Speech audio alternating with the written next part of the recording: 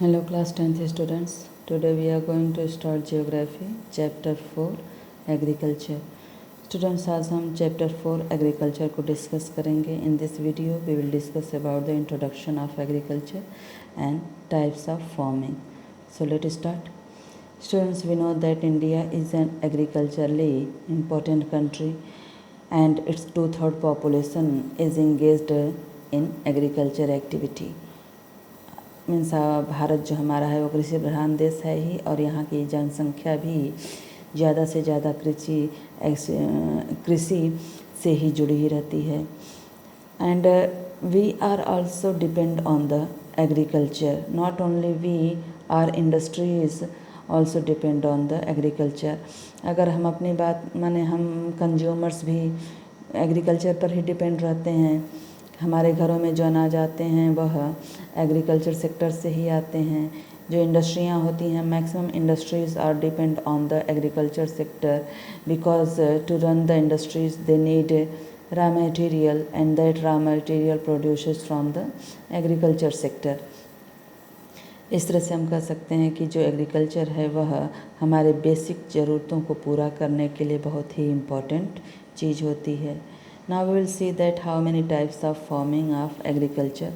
ये देखेंगे कि कितने प्रकार से खेती की जाती है. स्टूडेंट्स, अगर if we are talking about types of farming, तो is totally depend of the environment of that place. तो ये वहाँ के एनवायरनमेंट पर डिपेंड करता है कि वहाँ के एनवायरनमेंट कैसे हैं. जिस जगह की एनवायरनमेंट जिस तरह की होती है उसी बेसिस पर वो कृषि की जाती है. क्लाइमेट देखा जाता है, सॉइल की फर्टिलिटी देखी जाती है कि किस तरह के क्रॉप्स इस सॉइल में ज़्यादा से ज़्यादा प्रोड्यूस किए जा सकते हैं. यहाँ का एनवायरनमेंट कैसा है, यहाँ का मानसून कैसा है, and how much they can afford the technology for the farming, how much they can earn the benefit from the farming. ये सारी चीज़ों पर डिपेंड करता है कहीं भी खेती करने के लिए. Students, here is discuss about main 3 types of farming. यहाँ पर 3 तरह की खेती की बात की गई है. So we will discuss one by one that method of the farming. The first method has given primitive subsistence farming, means प्रारंभिक जीविका निर्वाह कृषि. यानी इस तरह की जो खेती होती है इसमें सिर्फ और सिर्फ अपने लिए ही ये खेती की जाती है, अपने फैमिली के लिए. इसमें सिर्फ अपनी आजीविका चलाने के लिए ही, पेट भरने के लिए खेती की जाती है. और यह जो तरीका होता है, it is very old pattern of the farming. बहुत ही पुराना तरीका होता है जो भी इसमें खेती की जाती है. ये and whatever the tools are use in this type of farming, they are totally old time tools they use for the farming. जैसे कि हल है या स्टिक्स है जो यूज किया जाता है. राख जो होती है उसी को एज अ फर्टाइल के रूप में यूज किया जाता है, और मानसून का वेट किया जाता है खेती करने के लिए.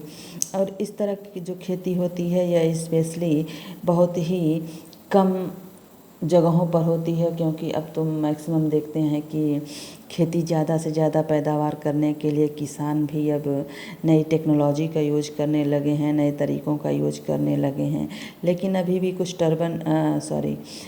ये ट्राइबल्स एरिया ऐसे होते हैं जहाँ पर ये प्रिमिटिव मेथड को यूज किया जाता है खेती करने के लिए. इसमें करते क्या हैं वो लोग और इसको कहते क्या हैं, तो इसी को कहते हैं it is a slash and burn agriculture. इसको स्लैश एंड बर्न एग्रीकल्चर कहा जाता है. क्योंकि स्लैश मीन्स होता है काटना, बर्न मीन्स होता है जलाना.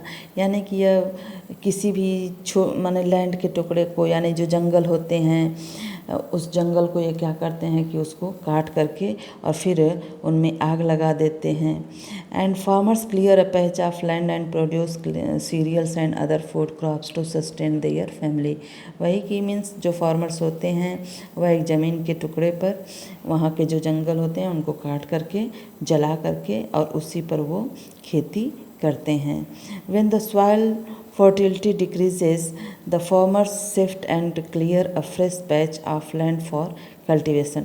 तो पहले तो स्लैश एंड बर्न में होता क्या है कि जब वो जला देते हैं और जब वो राख हो जाता है तो उसी राख में करते क्या है कि जो बीज होता है उसको वो मिक्स कर देते हैं और मिक्स करके फिर मानसून का वेट किया जाता है। और जब मानसून आते हैं तो उसके बाद वह उसमें उनके फसल तैयार होते हैं।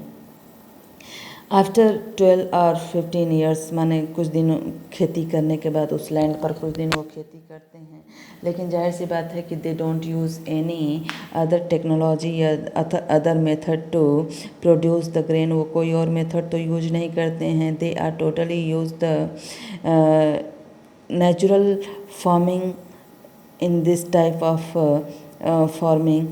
वो इसमें पूरा नेचुरल चीज़ ही यूज करते हैं खेती करने के लिए। तो जाहिर सी बात है कि जो मिट्टी की उपजाऊ शक्ति होती है वो धीरे धीरे कम होने लगती है, समाप्त होने लगती है। And as this process has started the farmers shifting their cultivation and other patch of land. और जैसे ही वह ज़मीन जो होती है वो अपनी उपजाऊ क्षमता कम होने लगती है तो जो किसान होते हैं वह किसी और जगह पर अपना खेती करना शुरू कर देते हैं। इसी को हम शिफ्टिंग फार्मिंग भी कहते हैं। और जब इस तरह से होता है तो जो छूटी हुई ज़मीन होती है वह फिर धीरे धीरे नेचुरली ग्रो होने लगती है और अपने उसी फॉर्म में आ जाती है। तो this type of farming is called primitive subsistence farming. यानी इस तरह की खेती सिर्फ़ और सिर्फ अपने परिवार के लिए की जाती है। इसमें कोई भी इकोनॉमिक या इसमें कोई भी और बेनिफिट नहीं होता है। वो सिर्फ अपना पेट भरने के लिए इस तरह की खेती करते हैं। इसी तरह की खेती को हम झूम खेती यानी झूम फार्मिंग भी कहते हैं। ये झूम फार्मिंग यही होता है कि जंगलों को काट करके उसको जला दिया जाता है और फिर उसकी राख में बीज को बो दिया जाता है और मानसून का वेट किया जाता है। जब मानसून आते हैं तो जब क्रॉप्स होते हैं फिर उनको वो काट लेते हैं। तो this is the type of the primitive subsistence farming. Student, अगर हम झूम खेती की बात करें तो यह सिर्फ भारत में ही नहीं, भारत के अलावा बहुत सारे देशों में भी यह बहुत फेमस है। और जितने भी ट्राइबल एरिया हैं या जितने भी बहुत छोटे छोटे जो किसान हैं वो इस तरह की खेती करते हैं और अपने आजीविका को चलाते हैं। Students, this can be the important question.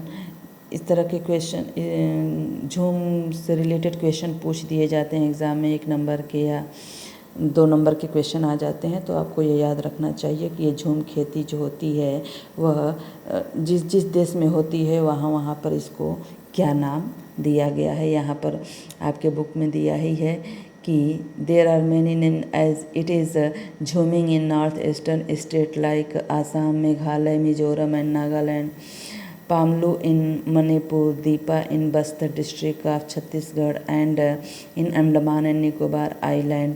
तो ये उसके नाम दिए गए हैं कि मणिपुर में इसको पामलू कहा जाता है, बस्तर ज़िले में इसको, जैसे छत्तीसगढ़ में या तो अंडमान निकोबार में इसको दीपा कहा जाता है। तो these are the name of the primitive subsistence farming. और झूम खेती इसी को कहते हैं। यहाँ पर बहुत सारे देशों के नेम भी दिए हुए हैं और उन देशों में इस खेती को क्या कहा जाता है। You have to learn all this about jhum farming. So this is all about the primitive subsistence farming. In next video we will discuss about the another types of farming which is called the intensive subsistence farming and commercial farming. Till then student, bye.